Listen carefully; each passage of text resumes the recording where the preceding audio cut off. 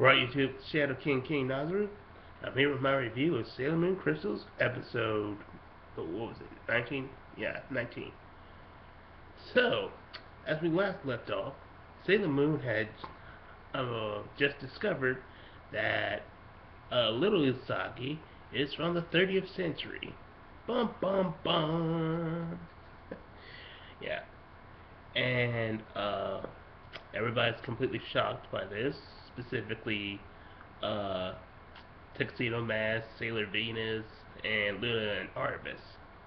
And they all start interrogating her, asking, how did she come from the future? Why did she come to the future? Is the Black Moon from the future? Blah blah blah. And she hardly answers any of them because she's kind of like so traumatized by the whole situation. But so Mamoru says Mamoru, aka Tuxedo Mask, says that we should probably give her time to cope with everything, and we'll try talking to her later. And they said, let's go home and take a break. And Little Saki says she wants to go home with Mamoru, much to Sailor Moon's shock. And meanwhile, we see some tender moments with Little Usagi and Mamoru, and she ends up saying she loves him, and uh, Usagi, aka Sailor Moon, wants to know if she loves him in return. Usagi must be really insecure if she's threatened by a little girl. Naturally, Mamoru says that this is ridiculous since she's a little child, but Usagi says that age doesn't make a difference, she's still a girl. But Mamoru reassures her that he loves her, and they do a kiss. A semi-censored kiss, kind of. It kind of cuts away from the kiss, and then they just do a silhouette with the moon. It's so anyway.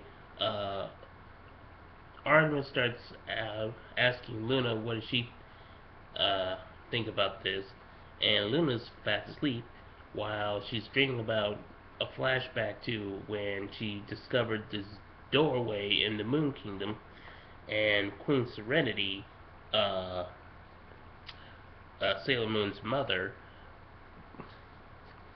told her not to go near that door. It's a forbidden door.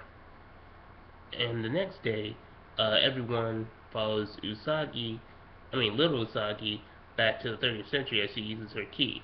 And meanwhile, while they're traveling to the 30th century, the Black Moon senses this, and uh, one of the generals, Esmeralda, wants to pursue the pursue them, and they say they don't trust her to accomplish this, so they send her the help of the uh, Brawl Brothers.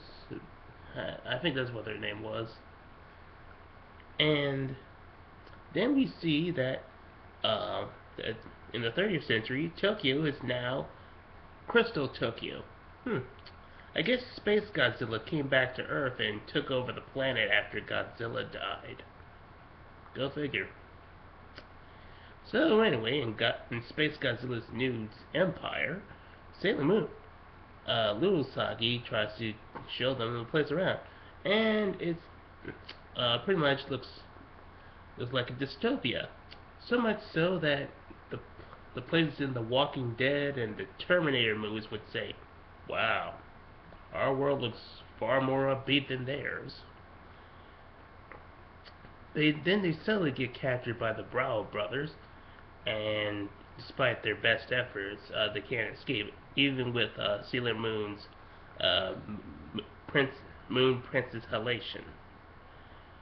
And we see Esmeralda demanding that they take her to the true legendary silver crystal, uh, and fortunately, uh, Tuxedo Mask gets a uh, gets a voice telling him to command this the floor beneath him break, And he does so that, and they escape. And then they discover this room, but the I'm sorry, I'm getting ahead of myself. I kind of forgot this huge part. Right before they enter the city, they meet uh, the guardian of the doorway, Sailor Pluto. So yes, we meet our extra guardian.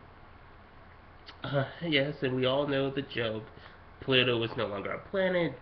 Therefore, her being a guardian is rather irrelevant and antiquated. Let's move on, shall we? Uh, anyway, Sailor Pluto tries to attack the Guardians in Tuxedo Mask, but she overpowers them. But fortunately, Little Usagi vouches for them, even though Sailor Pluto kind of scorns Little Usagi for uh, for time traveling, which was forbidden. She's glad that she's okay, and she lets everyone know that Little Usagi is the princess of the Moon Kingdom, which everybody is shocked by.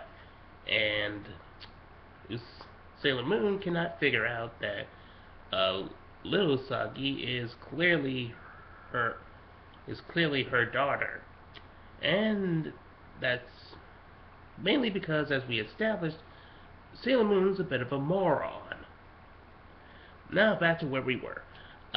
They discover this room with the larger legendary silver crystal, and inside the case is the is Neo's Queen Serenity, aka the grown-up Sailor Moon, and we meet King Endymion. And yeah, they discover, and and according to the previews, everybody except Sailor Moon figures out that this is the future selves and that Little Usagi is their daughter. Because again, Sailor Moon's a moron.